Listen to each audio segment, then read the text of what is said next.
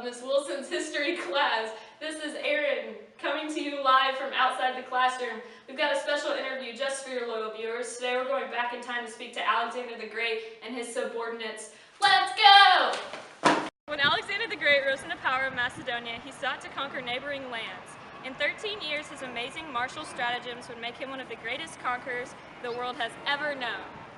Speak of the devil, it's Alexander himself. May I have a moment? Who are you?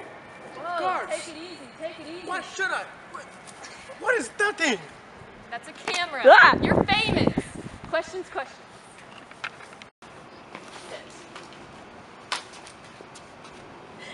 So, you've been many impressive things over the years. It is true that you've conquered Persia, yes? Of course. It is common knowledge that you dispose of any internal enemy of Macedonia. Why'd you eliminate them so quickly? When my father, Philip II, was in power, Macedonia never prospered outside the mainland due to the enemies that lived in the empire. My dreams are too large and too great to be held back by pests. So as soon as I gained the empire, I eliminated them to make my position of power known. I see, and since you've recently taken over the Persian Empire, what are you doing to maintain good relations? Persia was a long-time enemy, so in order to boost a positive reputation, I married my generals to Persian nobles. As of late, I'm currently getting married to a Persian princess. Aw, how sweet. It's to my knowledge that Egypt was also part of the Persian Empire. How did you manage to keep your influence strong when you were conquering on the other end of the empire? The Egyptians actually named me their pharaoh. They prefer to be ruled under my jurisdiction than the Persians. But times haven't always been easy. There was a Greek revolution while you were in Asia. Why did you fire your Greek forces? As I stated earlier, when I came into power, my father had made himself a number of internal threats to the empire. If I allowed the Greek to remain a part of my army, they may have tried to overthrow me from the inside out. I do not have time for treason while I'm out conquering and campaigning. It's to my understanding that you trust royalty of captured lands. How do you manage to put faith in an enemy? Unlike most conquerors, I believe I am much more understanding and empathetic. I refuse to match the unrelenting cruelty of some that fail to come to mind.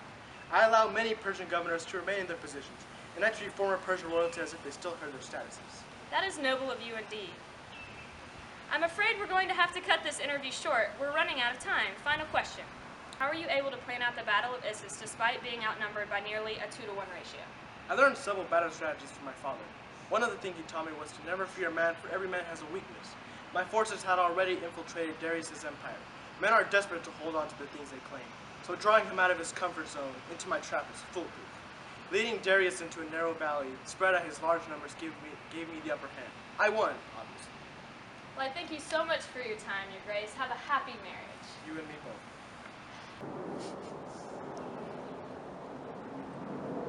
Next up, we have a date with a Persian government official. Hi, what is your name, sir? I am called Theus Nuts. Come again. Theus Nuts. That's my name. Is there something wrong? No, sir. What do you think of the military Persian forces when put against Alexander the Great? The Persian army had the size to defeat the Macedonian king. However, size is not the only winning factor. Darius' troops had heart and were loyal to their leader, but Darius himself was weak. Strong soldiers should not have to follow under a feeble leader. And why do you think Darius left his family at the Battle of Issus, and how do you feel to have him as a leader? Darius always seemed to lack courage. He was at a disadvantage and his worries got the better of him. When Darius fled the battle, threw the remaining troops into hysteria. A man who runs from the heat of battle is human, but one who leaves his family behind is a coward. I have no respect for a man of this stature. What are your thoughts of Darius' offer, half of the empire in his daughter's hand? Ghastly. The Macedonian king had already rallied support after Darius' retreat. When Alexander refused, Darius became desperate. He wanted control. He gathered troops of varying nationalities to fight against the Macedonian troops in the Battle of Gaugamela, but his efforts were fruitless. And lastly, what did you think of Alexander when he punished Darius for his ancestors' invasion of Macedonia and Greece? It is no right. We should not be accountable for the doings of our ancestors many generations ago.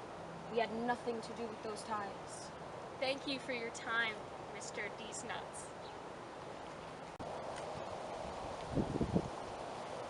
And for our final interview, we're talking to a Persian citizen named... I am called a rule?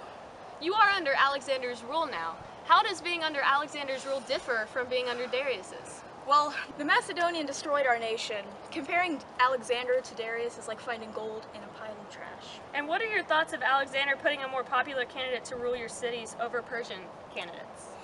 When Alexander began his march into Phoenician territory, every city-state was under Persian rule. These cities forced their Persian rulers to surrender to the Macedonians. He won their support by placing popular successors in their place. And how did you feel when Alexander allowed the burning of Persepolis? He had no right to destroy our capital city. Alexander is a menace and he should be destroyed. And finally, how did you react to Darius III's assassination? We were all outraged. When a man takes over an entire empire, you'd think he'd have the sense to stop. But to kill the king when he'd already won the war, Darius was the best king we'd ever had. Ladies and gents, that has been our broadcast of A Time Long, Long Ago. We'll see you next time for Fun Time with Weather. See you later!